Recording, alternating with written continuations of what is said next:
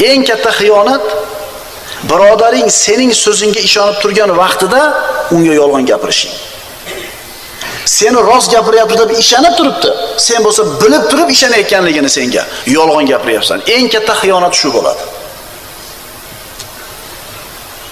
Al-mu'minu yutba'u ala kulli xulq illa al-kizb wal hayana. Bu hadisda eshitaylik-da. Mo'min kishi har qanday xulq bilan xulqlanishi mumkin, ammo yolg'on va xiyonat bilan xulqlanmaydi. Qarang, tabiatida har qanday bir fe'l, har qanday bir narsa bo'lishi mumkin, sifat. Faqat yolg'on bilan xiyonat bo'lmaydi musulmonda birodarlar.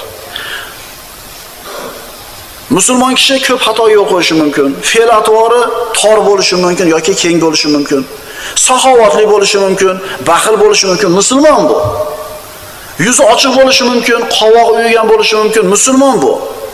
Ammo xiyonatkor va yolg'onchi bo'lmaydi musulmon. Ayakunu mu'minu kazzaban.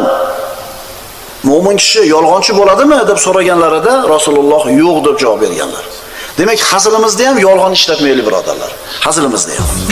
Havolanib ketma o'zingdan.